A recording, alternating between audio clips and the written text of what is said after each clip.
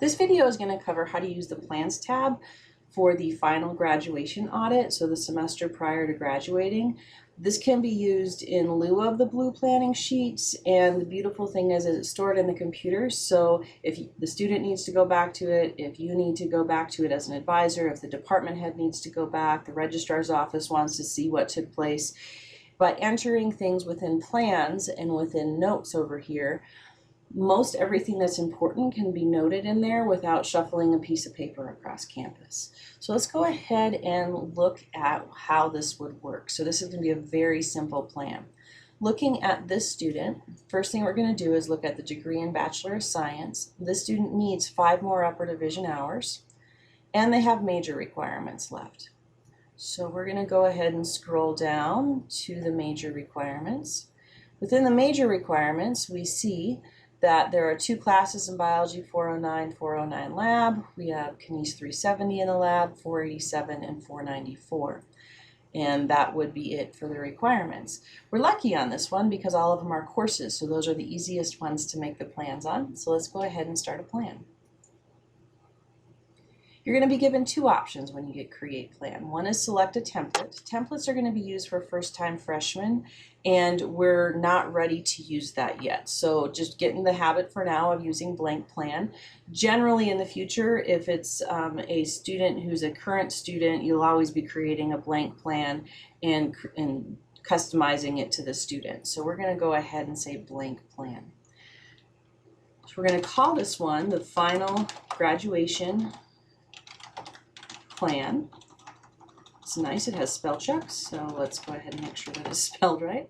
And if you would, as a general naming convention, please use this final graduation plan. It signifies not only to you, but to the department head, to the registrar's office, that this was the plan that you talked about with the student to finish out their graduation requirements within that year, semester prior to graduation when we do all of the review of this.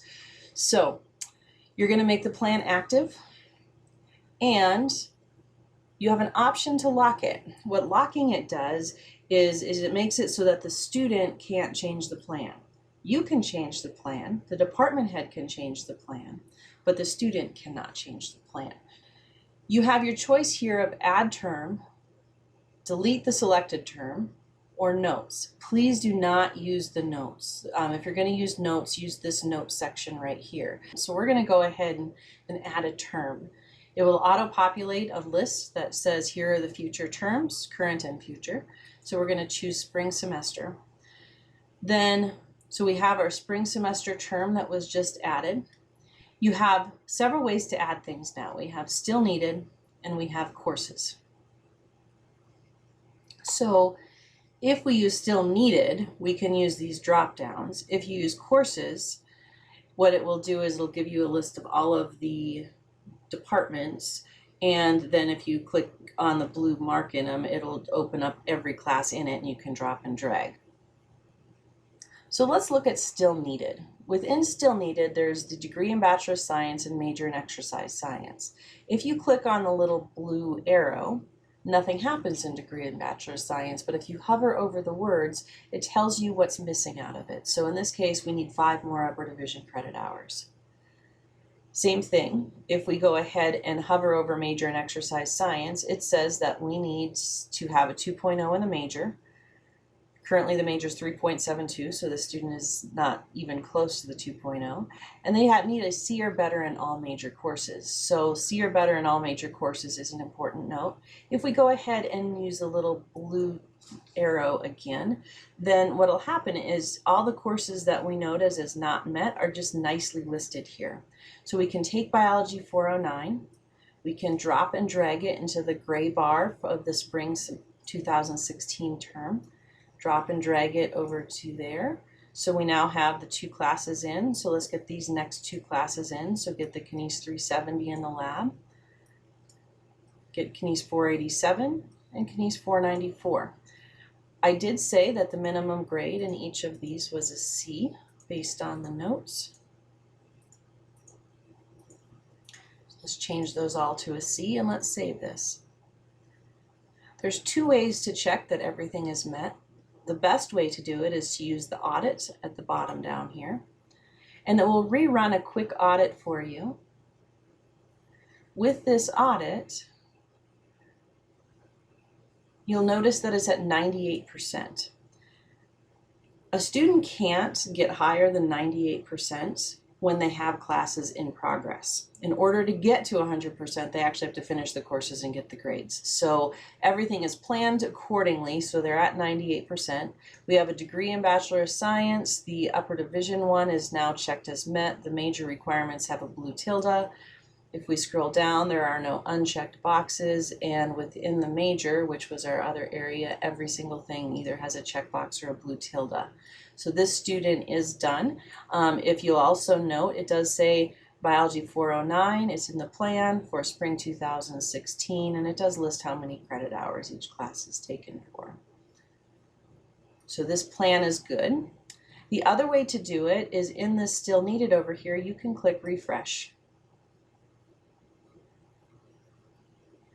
When you click refresh, it'll now say all requirements for this degree are completed or planned. I do want to caution on this one. We've seen ones where there is a residency requirement or a GPA that wasn't noted in the plan. So this is a good tool, but it is best to run the audit on it. So we're done with this one. So how does this work the next time we log in? So whether it's you, the student, the department head, the registrar's office, anybody who has access to this student record, when they pull it up, they're going to come in and see, well, there's none of the boxes checked, so why did we just do that work? Where it's living at is in the plans. So if you go back to the plans, you'll see final graduation plan. Your view of this, you're going to be able to just double click on the final graduation plan. You'll also see that you can see who created the plan and the date it was modified, and that's an active plan. So you can go in and inactivate plans if you're creating something new and something else is out there already that has some fixes that need to be done on it. We can also see that it's locked. So you would double click. Then when we look at this, you can go ahead and see what the plan is. You can run the audit, you can make changes to it. How do you make changes to it? So just like in this top one here, we have some options in this gray bar where we have a plus, add a requirement, we have a minus, delete a requirement, and we have notes. Again, don't use the notes. So if you want to delete a requirement, you would click on it. I think a general rule of thumb is where the notes is written, just click in the white area below the S, and that is the best way. There are some places where you click it and it'll want to click a box on here. So at that point you click delete the selected requirement, and that would make it deleted. I said I'd cover notes. So notes are a way to add comments to a student. So if we look at add note, and then we use the drop down, final graduation notes, advisor notes, or special instructions. So at this point I can type in student is considering taking a summer course. He will get back to me during registration time. Save note. Said that your note was saved successfully. You could go ahead and view the note, but why this is preferred is that if you go back to the worksheet, we scroll down, final graduation note. Student is considering taking summer courses put in by Holly Teal on this date. So anything you type, the student can see. But the beautiful thing is you don't have to remember whatever that special note is. And if there's any questions on it, then anybody can see them. If it is a good thing to share, please put it in there to share. The next video is going to be how to enter it when there's a choice, or when the student just needs to take electives and doesn't know what they're going to be taking yet, or there are scenarios where there's a test or we need to add a GPA requirement. So we're going to look at some of those things in the next video.